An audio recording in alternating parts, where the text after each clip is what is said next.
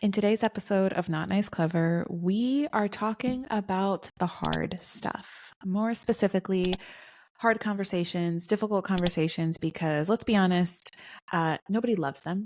They're not comfortable. You can't really get perfect at them or great at them. You just get a little bit better each time, but they're a necessary part of life and a necessary part of growth. So, whether it's your team member or a client or a friend or a family member, navigating this skill and building it like a muscle is really, really helpful. So, we're going to devote this episode to talking about that, walking you through how we approach it, instances where it popped up in our lives. Let's get to the hard, shall we, Candace? Let's do it. So we have kind of 6 bullet points that we created for this episode for you. 6 things that we kind of think about when we're going into these conversations. They can still be uncomfortable for Kat and I, but I think over time, what we've realized is that the benefit outweighs how it might feel in the beginning. Mm-hmm. So we are going to share some things that have worked for us. So the first one is get clear on your intention. Before you dive into a tough conversation, I want you to take a moment to get crystal clear on what this purpose is, because it can be easy to make it a confrontation, Mm-hmm. to be accusatory, and that is not a purpose that is going to serve you in building that relationship or making the repair that needs to be made or moving forward. So instead of approaching the conversation thinking about how that person did something wrong, it's Mm-hmm. thinking about the end goal of getting to where it is that you want to go together. Are you trying to accomplish a goal together? Are you trying to um, save time or whatever the goal is? That's what should be in your mind, not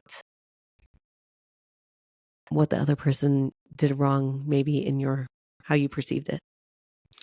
Yeah, because I think one of the toughest things about having difficult conversations is the emotion and trying to compartmentalize the emotion from the facts and also keep an eye on, like you said, Candace, the shared goal.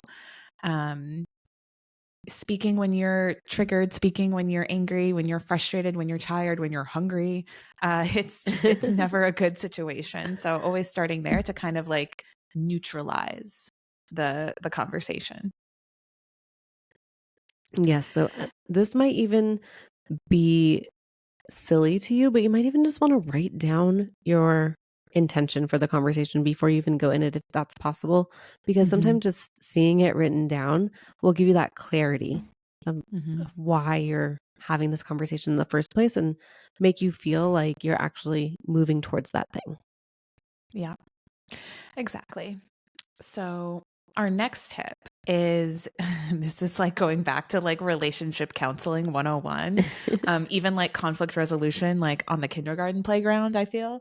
Uh, but it bears repeating because it's very useful. And that is using I statements instead of like using you accusation. So instead of saying like, you're doing this, you're doing that, you didn't do that, you didn't think of this, you can turn it around and say, you know, here's where my head's at here, or this is how I interpreted went down, or this was the information I was operating under, or I felt really, uncertain, unclear, surprised, like whatever the situation is, like take ownership for your part in it and just express from your perspective. Because the truth is, nobody really knows what goes on in another person's head.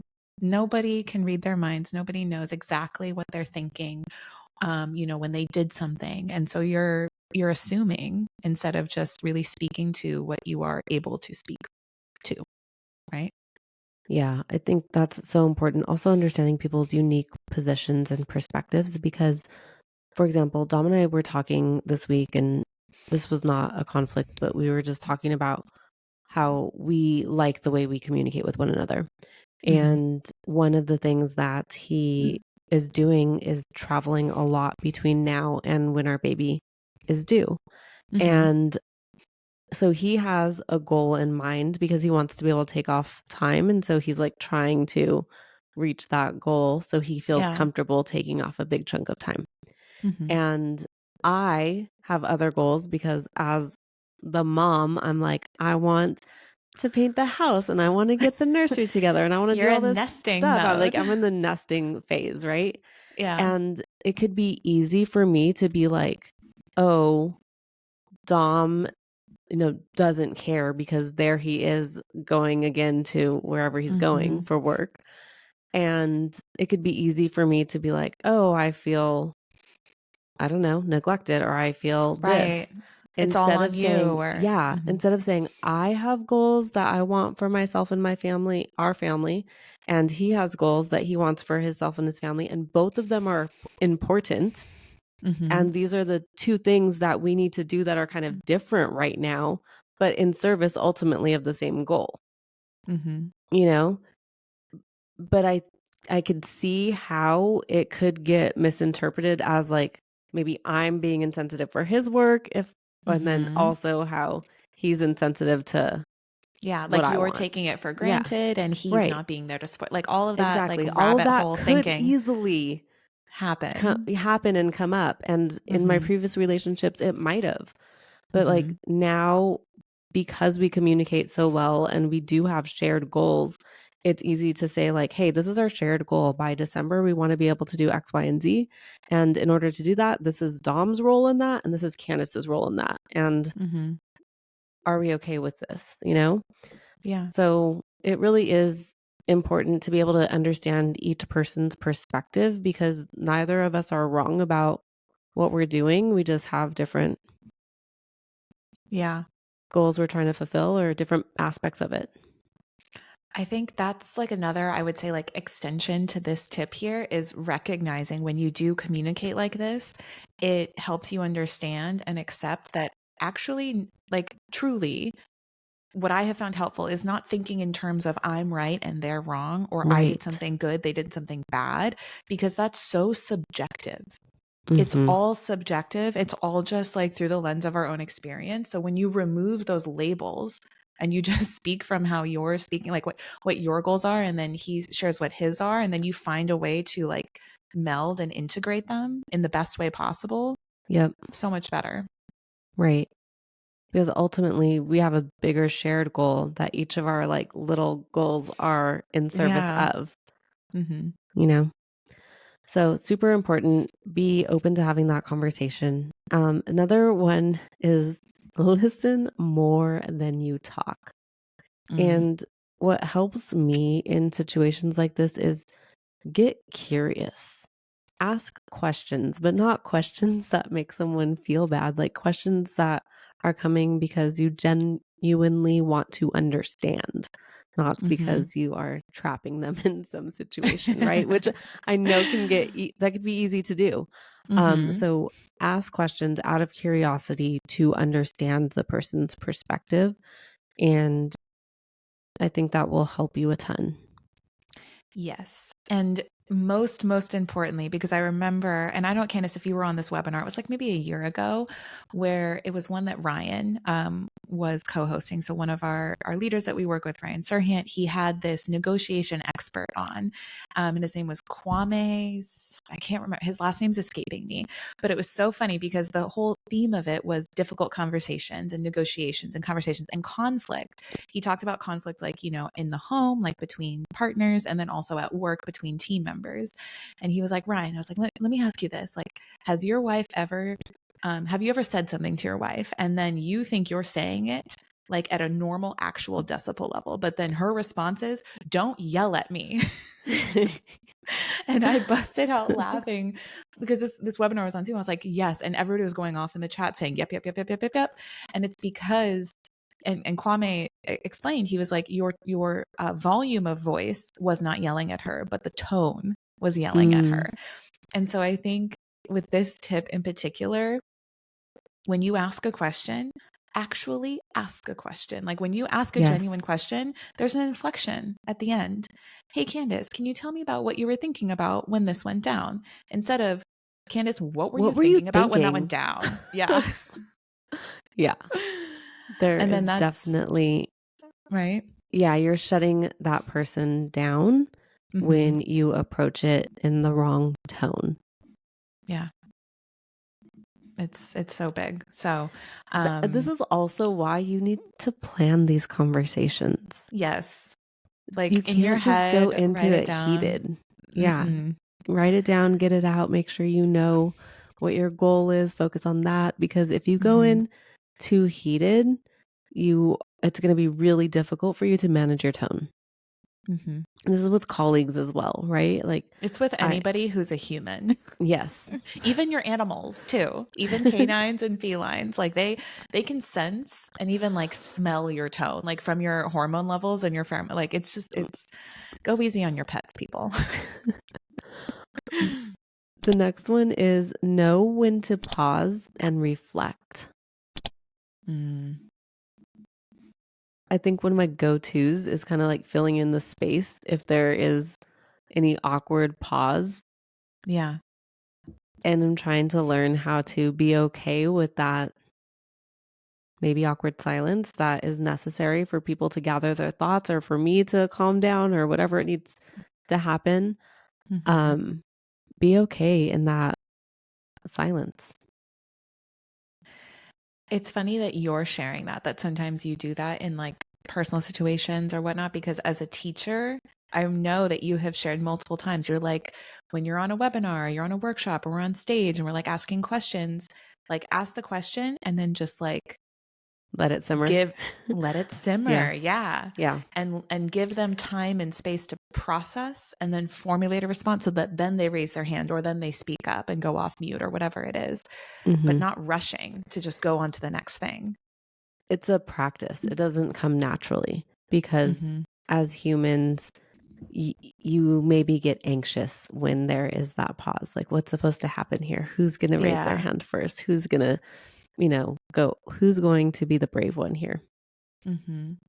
And it's so funny because this happened just last week where we're in the midst of getting settled into Philly. So, like, we moved, and then last week was our first week of settling in and getting unpacked and getting to know the neighborhood and parking. And there's like signs with street sweeping, and there's only certain places where we can park and just all the things, and also keeping up with business as usual. And this was the funniest thing. So, like, we have new fobs too, right? So we have new fobs to our new apartment. We still have the old fobs to our old apartment because we haven't turned those in yet. And so we have all these fobs like on our table by the door. And Will went left for work before I was getting up for work that one day, like I don't know, day 3 or 4 of us being here. And he took the my fob for this apartment, thinking that like he saw the other fob and he thought that that was like my fob for this apartment, but it was my fob for the old apartment. So he got it like Mm, mixed up. And so I couldn't have a way to get in and out of our apartment to move our car for street sweeping. So I called him. I was like, where's my fob? I was like, it's almost 11. I have to move the car and da da da da.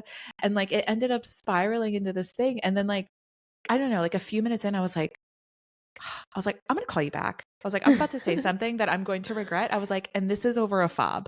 I was like, I'm going to call you back and let you know yeah. how it goes. This And is I hung just up. this is just stress from the last 3 days of moving Yeah, and like not actually I'm not anything. mad at you. I'm Yeah. not mad at you. I'm not frustrated with you. I was like, I'm going to call you back when I can like form sentences.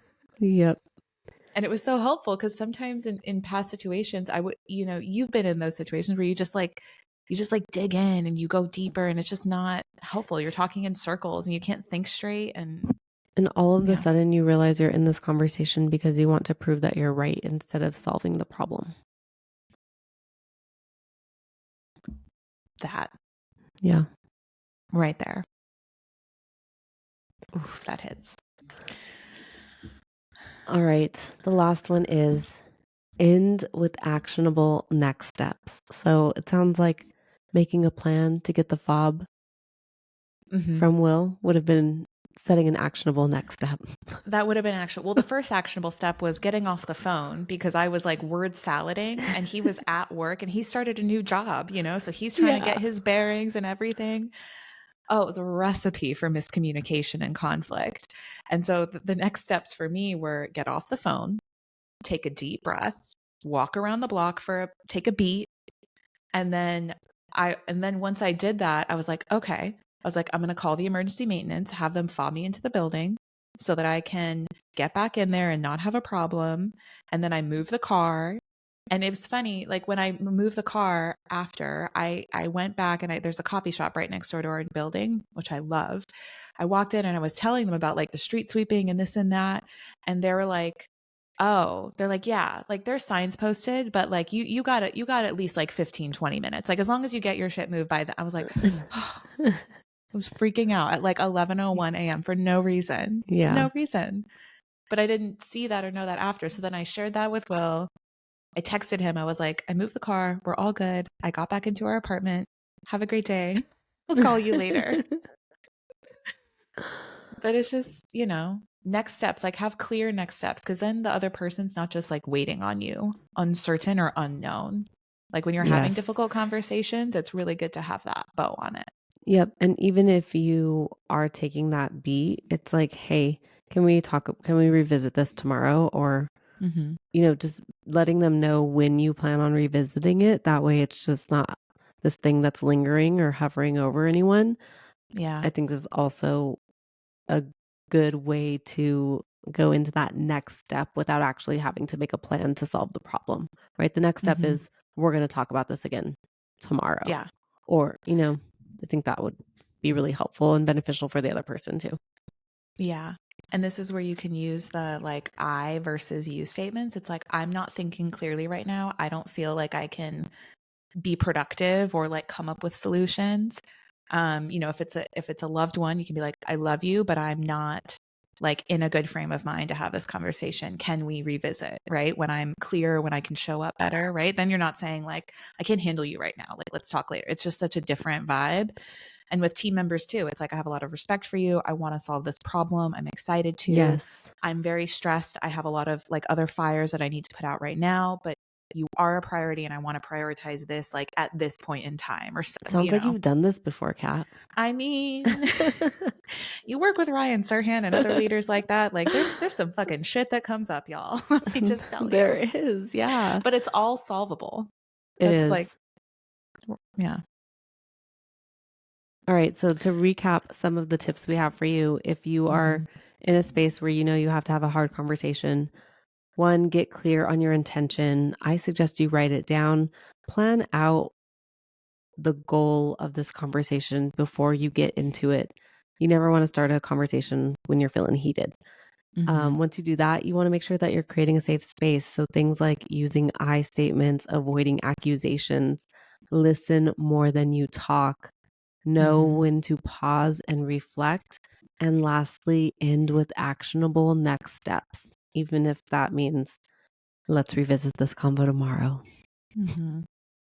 So much better. If you have another tip that you have found helpful, because this is what's worked for us, but we would love to hear from the Clever Crew, feel free to slide into our DMs on Instagram at Not Nice Clever. We'd love to hear from you.